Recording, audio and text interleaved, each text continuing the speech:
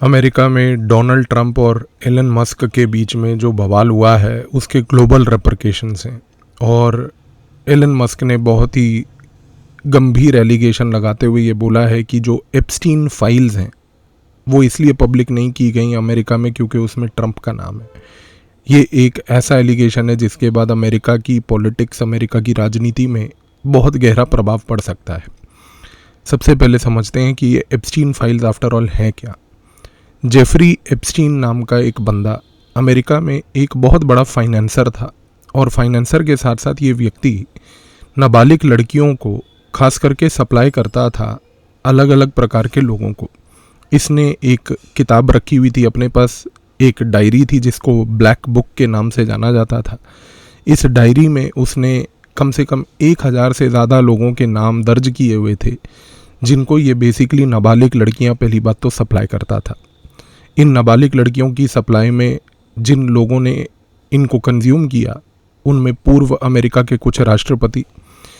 पूर्व head of the states कई दूसरे देशों के, इसके साथ साथ बहुत बड़ी अमेरिकन कंपनीज़ के कई सीईओज़, हार्वर्ड, MIT वगैरह के कई प्रसिद्ध साइंटिस्ट, बड़ी बड़ी अमेरिका में टेक्नोलॉजिकल कंपनीज़ जो हैं उनके सीईओज़, और इसके साथ साथ बड़े महत्वपूर्ण ब्रिटिश रॉयल फैमिली के कुछ लोग जो इस पूरे धंधे में लिपटे हुए थे। इससे भी बड़ी महत्वपूर्ण बात यह है कि ये जो एप्स्टीन फाइल्स हैं इनमें एक बड़ी महत्वपूर्ण चीज़ ये भी है कि जेफरी एप्स्टीन का अपना ही एक प्राइवेट आइलैंड था जिसका नाम था सेंट जेम्स आइलैंड।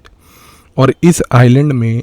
वो बेसिकली सिर्फ इन क्लाइंट्स को नहीं बल्कि नाबालिग लड़कियों को भी लेके आता था, और इन क्लाइंट्स को अमेरिका और अन्य देशों से लाने के लिए वो प्राइवेट जेट्स चलाता था। प्राइवेट जेट्स जो होते थे वो न्यूयॉर्क से लेके, फ्लोरिडा से लेके, पेरिस से लेके हर अलग अलग जगहों से इस पर्टिकुलर सेंट जेम्स आइलैंड में आया करते थे। ये जो प्राइवेट जेट्स की फ्लीट चला करती थी, इन प्राइवेट जेट्स को लोलिता एक्सप्रेस के नाम से भी जाना जाता था। इसके साथ साथ सबसे बड़ी बात यह है कि जो बड़े प्रसिद्ध नाम, प्रूवन नाम जिनके कई बार एलिगेशन लग चुके हैं उसमें बिल क्लिंटन, इसके साथ साथ प्रिंस एंड्रयू, और यहाँ पर आज जो बंडाफोड़ करते हुए एलन मस्क ने बोला कि इस फाइल में डोनाल्ड ट्रंप जैसे व्यक्ति का भी नाम है। डोनाल्ड ट्रंप के ऊपर पहले भी इस प्रकार के जो वुमनाइजिंग एटीट्यूड के आज की डेट में एलिगेशन है वो कई बार लग चुके हैं। खैर ऐसी बात नहीं कि जेफरी एप्स्टीन कोई अमेरिका का एक बहुत बड़ा प्रसिद्ध नाम है इस प्रकार से कि भाई उसने जो किया वो बड़ा गलत था। हर देश में होता है, भारत के अपने भी जेफरी एप्स्टीन यहाँ पर थे, हैं, कुछ मर गए, मरने के बाद उन्होंने भी कुछ आगे कार्य किया।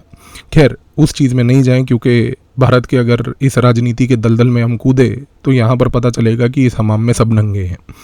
लेकिन सबसे बड़ी बात यह है कि डोनाल्ड ट्रंप का नाम अगर आज एलन मस्क कहता है कि इसमें है तो लोगों में अमेरिका के खास कर ये उत्सुकता है जानने की कि भाई इन फाइल्स में आफ्टर ऑल क्या ऐसा छुपा है जिसको डोनाल्ड ट्रंप अभी तक पब्लिक नहीं कर रहा है। अब यहाँ पर इशू सबसे बड़ा ये है कि एलन मस्क और जब से इसकी दोस्ती 2024 में ट्रंप के कैंपेन से पहले हुई और उसके बाद ट्रंप ने चुनाव जीतने के बाद जिस प्रकार से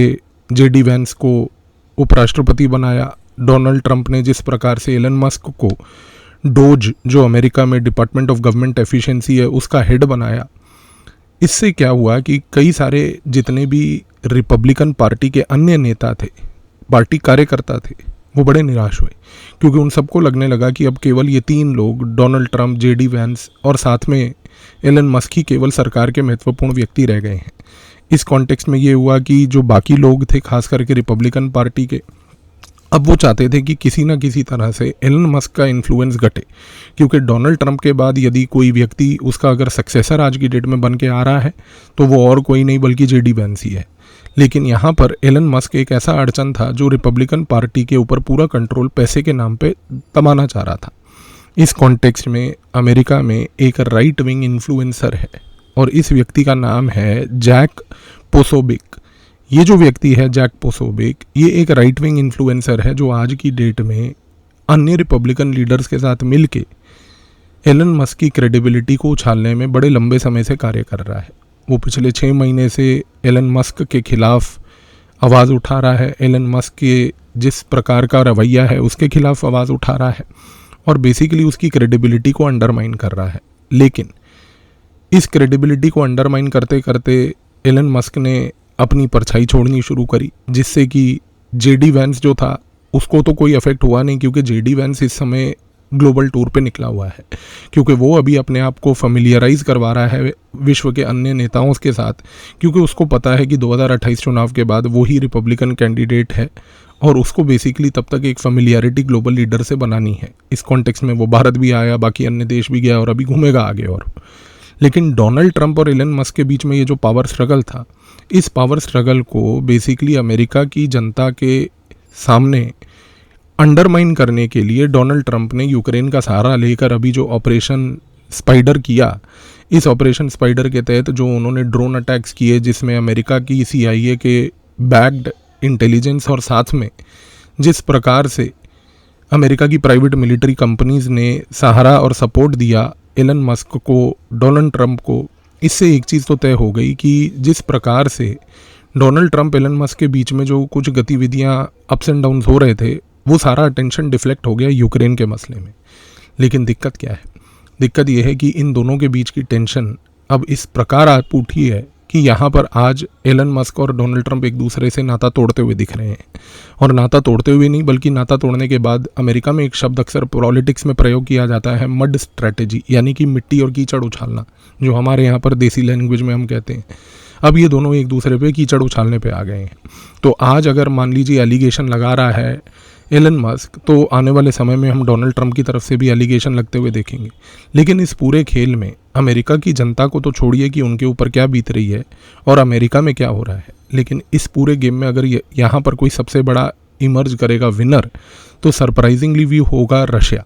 और रशिया इसलिए होगा क्योंकि जब से यूक्रेन का ये अटैक हुआ है, जब से अब वो S-400 को लेके इंट्रोस्पेक्शन करेगा, रशिया वापस से अपने पुराने रवैये पे वापस आ जाएगा, वो है नॉन काइनेटिक ऑपरेशंस। रशिया हमेशा से नॉन काइनेटिक ऑपरेशंस अमेरिका में करता आया है और अमेरिका को लेके रशिया की नीति बड़ी क्लियर है। रशिया आज की डेट में अमेरिका में रिफ्लेक्सिव कंट्रोल ऑपरेशंस कर रहा है। अब इस मस्क वाले इंसिडेंट के बाद ये जो रिफ्लेक्सिव कंट्रोल ऑपरेशंस हैं ये और बढ़ेंगे। रिफ्लेक्सिव कंट्रोल ऑपरेशंस कैसे बढ़ेंगे और क्या होते हैं, दो चीज़ें समझ लीजिए। रिफ्लेक्सिव कंट्रोल ऑपरेशन में आपको एक डिसइंफॉर्मेशन कैंपेन चलाना है और लोगों की साइकी और थिंकिंग को मैनिपुलेट करना है। भारत में भी 2024 के चुनाव से पहले रिफ्लेक्सिव कंट्रोल ऑपरेशन चला था। संविधान खतरे में है, आपका रिजर्वेशन ख़त्म हो जाएगा, आप जो है सड़क पे आ जाएंगे, संविधान को फाड़ देंगे ये लोग ये कर देंगे, वो कर देंगे। वो मैनिपुलेशन करी, इस प्रकार से डिसइंफॉर्मेशन कैंपेन करा, चंद सीटें प्राप्त कर ली। यही चीज़ रशिया आज की डेट में अमेरिका में इस परिस्थिति में करना चाहेगी। कैसे? यहाँ पर अगर आप गौर कीजिए तो एक चीज़ तय है कि रशिया इस समय, क्योंकि उसका एलन मस्क का खास करके डोनाल्ड ट्रंप से नाता टूट गया है, वो कोशिश करेगी एलन मस्क को इनडायरेक्टली नर्चर करने की। इनडायरेक्टली नर्चर करने का मतलब ये है कि वो अब रिफ्लेक्सिव कंट्रोल ऑपरेशंस में सबसे कोर एक्टर होगा। रशिया अपने अलग अलग प्रकार के प्रोपोगेंडा आउटलेट्स के थ्रू ये मैसेज एलन मस्क को पहुंचाएगी इस समय कि आप एक पूरे अमेरिका के अंदर इकलौते एक बिलियनर रह गए हैं, खास करके इस इंडस्ट्री में, जो बेसिकली पहली बात तो इस प्रकार के करप्शन में नहीं पड़ा और इस प्रकार के एप्स्टीन फाइल्स में जिस व्यक्ति का नाम नहीं है। इस कॉन्टेक्स्ट में वो बेसिकली एलन मस्क को प्रोवोक करेंगे कि अगर आज की डेट में रिपब्लिकन पार्टी को कोई पीडोफाइल से बचा सकता है, कोई ये वुमनाइजर एटीट्यूड वाले लोगों से बचा सकता है, तो वो और कोई नहीं बल्कि केवल और केवल आप हो। और क्योंकि एलन मस्क का रवैया बिहेवियरल लेवल पर यह है कि वो नार्सिस्टिक है, वो बड़े अजीब प्रकार के डिसीजंस लेता है, क्योंकि जनरली जिन लोगों का IQ हाई होता है उनका EQ यानी कि इमोशनल कोशेंट अक्सर पुअर होता है। और एलन मस्क के साथ यही है कि उसका IQ हाई है लेकिन EQ बड़ा पुअर है, और इस प्रकार के लोग अक्सर मानसिक तनाव से बहुत ज़्यादा गो थ्रू करते हैं। इस कॉन्टेक्स्ट में एलन मस्क को प्रोवोक करके ये कहना कि आप इस समय अमेरिका के इकलौते सेवियर हैं, रिपब्लिकन पार्टी के सेवियर हैं, इससे एलन मस्क को प्रोवोक किया जाएगा। और साथ साथ सबसे बड़ी बात यह है कि एलन मस्क का जो सोशल मीडिया प्लेटफॉर्म X है, उसमें अब बेसिकली किसी प्रकार के ऑपरेशंस आप आने वाले समय में देखेंगे। आप देखेंगे कि अगले 1 से 1.5 महीने में जो रशिया है वो मोल्डोवा के, इसके साथ साथ अन्य देशों के, खास करके बेलारूस जो है, उनके टेक्नोलॉजी फर्म्स जो हैं, जो उन्होंने फ्रंट कवर ऑपरेशंस के लिए रखे हुए हैं, उनको वहाँ से प्रयोग करके एलन मस्क के एक्स, जो कि फॉर्मर ट्विटर है, उस पर अगर आप देखेंगे तो वहाँ पर किसी प्रकार के प्रॉक्सी लीक्स एप्स्टीन रिपोर्ट के अब करवाए जाएंगे। जैसे ही ये लीक्स वहाँ पर होंगे, ये मसाला CNN, इसके साथ साथ MSNBC, ये जैसे जो चैनल जो वैसे भी एंटी ट्रम्प हैं, जो भारत के जिस प्रकार के पप्पू मीडिया कार्टल है उसी प्रकार के वहाँ पर वो लोग हैं, ये लोग वहाँ पर उस पर्टिकुलर इन्फॉर्मेशन का लेके एक एजेंडा रनिंग शुरू करेंगे अगले 2 से 3 महीने में कि डोनाल्ड ट्रंप एक प्रेडिटर प्रेसिडेंट है, और उसको डिस्क्रेडिट करने की कोशिश करेंगे। अब इस कॉन्टेक्स्ट में क्या होगा कि डोनाल्ड ट्रंप, क्योंकि अगर एलन मस्क नार्सिस्टिक है तो डोनाल्ड ट्रंप नार्सिसिज्म का बाप है, तो ये जितने भी प्रकार के ग्लोबल लेवल पर नार्सिस्टिक लीडर होते हैं, ये मानसिक तौर से इस प्रकार के पागल होते हैं कि दबाव में आकर ऊट पटांग फैसले करते हैं, और इनको उन ऊट पटांग फैसले करने के बाद एक सैडिस्टिक प्लेजर भी होता है लाइफ में। खैर, हम in psychological profile of leaders में नहीं जा रहे, क्योंकि वो एक इंटेलिजेंस ऑपरेशंस की फील्ड में एक बहुत ही गहरा और अलग विषय है, और हर एक प्रकार के व्यक्ति के जो ये साइकोलॉजिकल प्रोफाइल्स हैं, यदि आप कभी पढ़ेंगे तो आपको पता चलेगा कि कई देश किन नमूनों के हाथ में हैं। लेकिन क्योंकि डोनाल्ड ट्रंप इस समय एलन मस्क का नार्सिसिज्म में बाप है, तो वो इस दबाव में कि भाई लोग जो हैं उसके खिलाफ बात करेंगे, पूरा मीडिया उसके खिलाफ बात करेगा, तो वो प्रेशर में आकर बेसिकली क्या करेगा कि वो डिपार्टमेंट ऑफ जस्टिस को बोलेगा कि एक ग्रैंड ज्यूरी के तहत आप इन्वेस्टिगेशन कराइए एप्स्टीन फाइल्स की, और उस समय जब वो जजेस को अपॉइंट करेगा इस पर्टिकुलर इन्वेस्टिगेशन के लिए, तो लोगों का ट्रस्ट उसमें और टूटेगा, और लोग डोनाल्ड ट्रंप से और निराश होंगे और खफा होंगे। और आज अगर देखा जाए तो बेसिकली रशिया इस पूरे रिफ्लेक्सिव कंट्रोल गेम से यही करना चाहता है, क्योंकि एक नॉन काइनेटिक फील्ड में रिफ्लेक्सिव कंट्रोल से वो पूरे के पूरे अमेरिका में एक केओस थ्योरी को अपनाना चाहता है, और केओस थ्योरी को वहाँ पर एग्जीक्यूट करवाना चाहता है। केओस थ्योरी में 4 पॉइंट्स हैं। रिफ्लेक्सिव कंट्रोल में जिस प्रकार से रशिया इन गतिविधियों को बढ़ावा देगा और अमेरिका के अंदर हो रही इन चीज़ों से आगे बढ़ेगा, आप देखेंगे सबसे पहले कि पूरी की पूरी अमेरिका की जनता डीमोरलाइज होगी,